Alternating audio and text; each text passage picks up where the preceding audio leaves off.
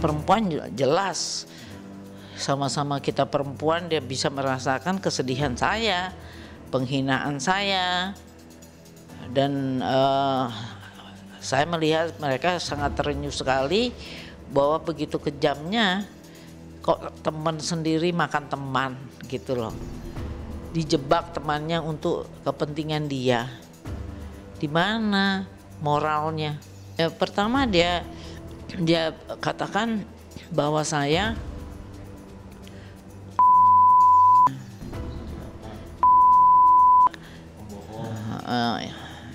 terus dia bilang tega, anak saya cuma dapat 6 juta sebulan tapi kamu dibayar mahal. Dari mana dia mengatakan gitu?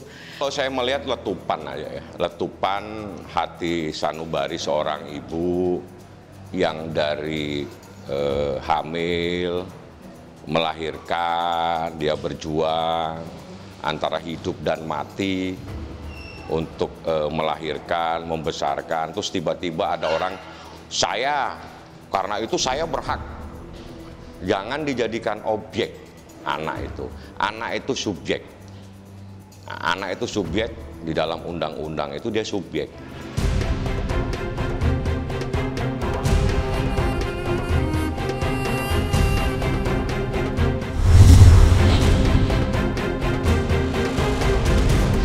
Saya cuma menyampaikan semua perbuatan ada risikonya. Dan dia selalu mengatakan menantang, tidak takut, silakan, soal kebal hukum. Jadi kita buktiin apakah dia kebal hukum atau enggak. Enggak sadar dirinya itu masih tetap manusia yang pasti bisa tua, bisa mati, ya. Jadi nggak usah sombong-sombong amat lah. Kekayaan nggak bisa jadi ukuran untuk bisa menghina orang.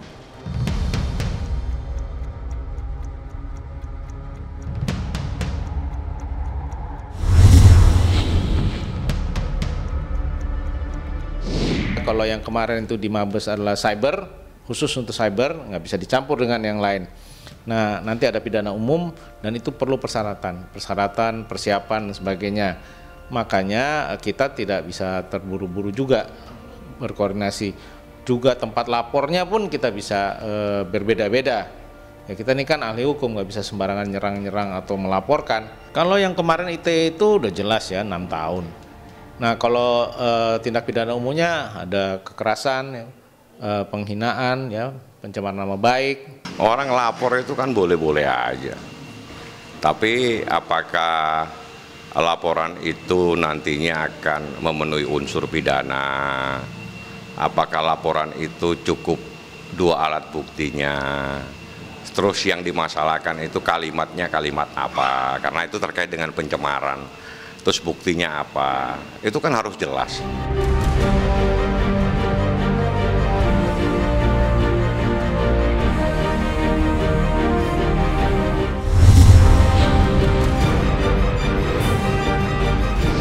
Kita buktiin apakah dia bisa punya backing oknum-oknum terhadap mereka, terhadap perempuan itu.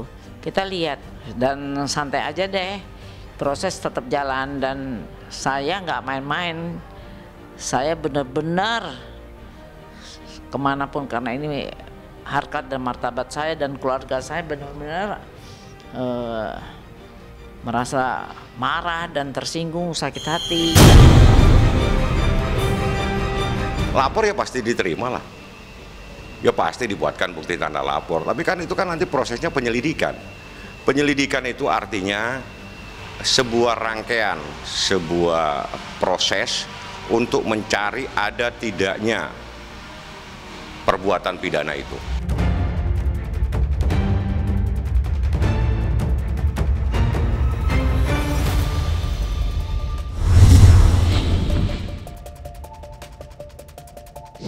Dia juga melempar handphone, melempar kacamata.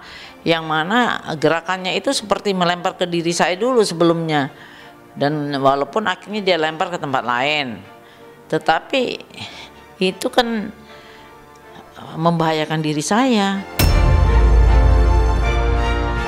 Melecehkan, menyerang secara verbal, kita lihat gerakan tubuh dan sebagainya dalam posisi menyerang, walaupun dicoba ditahan sama Melani, itu adalah serangan Ibu Elsa dengan atributnya sebagai advokat juga, jadi serangan kepada profesi.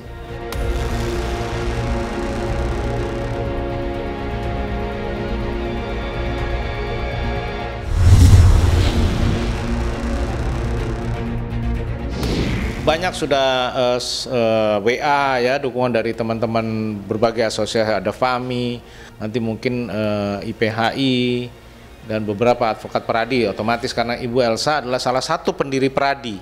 Kalau dibiarkan di masa datang, nanti orang akan lebih jadi gampang melecehkan, menyerang advokat. Kita tidak bisa menanggapi yang belum dilaporkan ya, tapi kalau orang lapor, ya kita nggak bisa melarang, itu hak asasi seseorang. Cuma satu hal yang harus dipahami, Anda lapor-lapor itu ada imbasnya nanti di kemudian hari. Kalau Anda tidak bisa buktikan laporan Anda.